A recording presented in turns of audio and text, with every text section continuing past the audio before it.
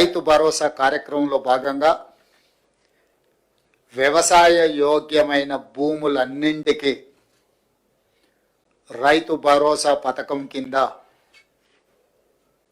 నిధులను ఇవ్వడం జరుగుతుంది. గత ప్రభుత్వం రైతు బంధు పథకంలో భాగంగా సంవత్సరానికి 10,000 ఇస్తే మా ప్రభుత్వం ప్రజాపాలనలో రైతులందరికీ సంవత్సరానికి 12,000 రూపాయలు ఇవ్వాలని నిర్ణయం తీసుకున్నది. అదేవిధంగా భూమి ఉన్న రైతులకు రైతు భరోసా పథకం కింద వ్యవసాయ యోగ్యమైన ప్రతి ఎకరాకు 12,000 రూపాయలు ఇస్తున్నప్పుడు తండాలలో, గూడాలలో, మారుమూల పల్లెల్లో ఉన్న భూమి లేని వ్యవసాయ రైతు కుటుంబాలు భూమి లేకపోవడం ఒక శాపము, ప్రభుత్వం మమ్మల్ని ఆదుకోకపోవడము ఇంకొక శాపము అన్నట్టుగా పాదయాత్రల సందర్భంగా అటు భట్టి విక్రమార్క గారికి కానీ నాకు కానీ ఈ మధ్యకాలంలో మా మంత్రివర్గ సహచరులు పర్యటనలకు వెళ్ళినప్పుడు దృష్టికి తీసుకురావడం జరిగింది.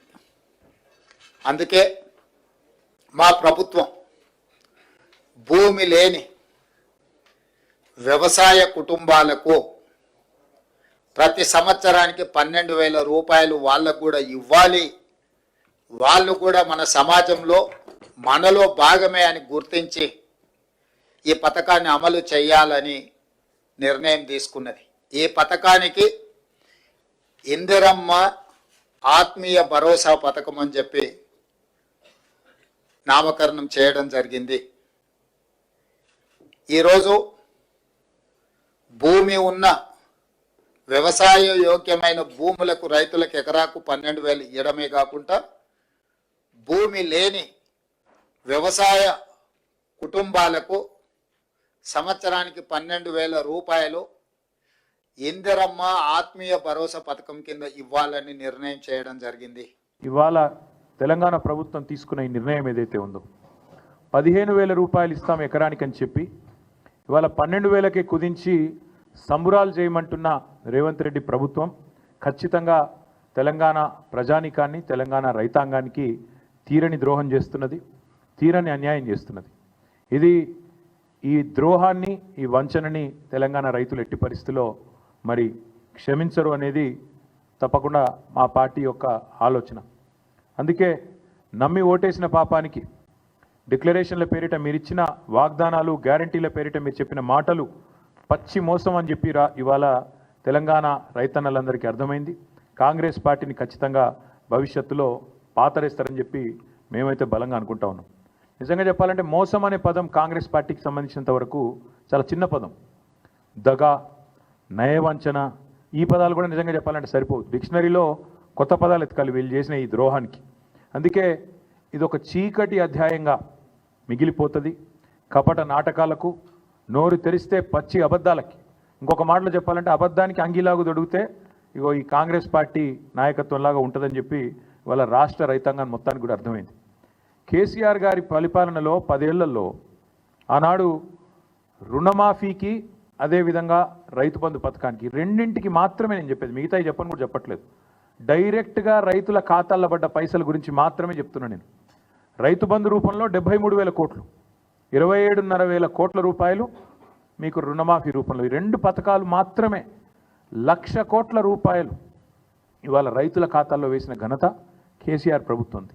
ఇవాళ ఎన్నికల్లో మాట ఇవ్వకపోయినా, ఎన్నికల్లో ఓట్ల కోసం మీలాగా డిక్లరేషన్ల పేరిట మోసం చేయకపోయినా, రైతు బంధు లాంటి పథకాన్ని భారతదేశంలో మొట్టమొదటిసారి పెట్టిన నాయకుడు స్వతంత్ర భారతదేశంలో కేసీఆర్ గారు. అందుకే కేసీఆర్ గారు రైతు బంధుగానే ఉంటారు, రేవంత్ రెడ్డి రాబందుగానే మిగిలిపోతాడు, రైతుల పాలిట రాబందుగానే మిగిలిపోతాడనే మాట నేను ఖచ్చితంగా చెప్తా ఉన్నాను. రేవంత్ రెడ్డి గారే చెప్పినారు, ఇంకా చెప్పాలంటే చాలా వీడియోలు ఉన్నాయని చెప్పిన మాటలు.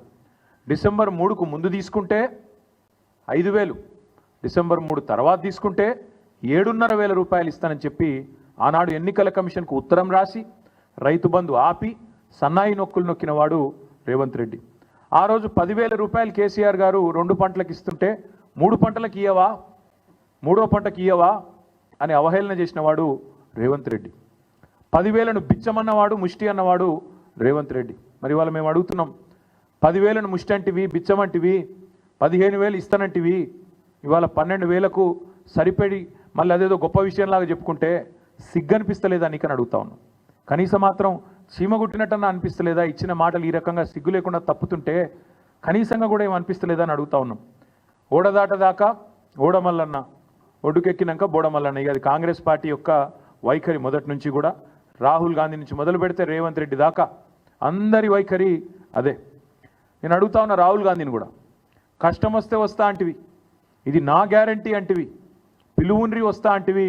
వాళ్ళ తెలంగాణ రైతులు అడుగుతున్నారు, రాహుల్ గాంధీ గారు ఎక్కడున్నారు మీరు? అసలు మీ ప్రభుత్వం ఇన్ని మోసాలకు పాల్పడుతుంటే, రైతు భరోసాని కూడా ఇవాళ రైతు నిరాశగా మారుస్తుంటే, రాష్ట్రంలోని రైతాంగాన్ని నయవంచన చేసి గొంతు కోస్తుంటే ఎక్కడ ఉన్నావు రాహుల్ గాంధీ అని నేను అడుగుతా ఉన్నా.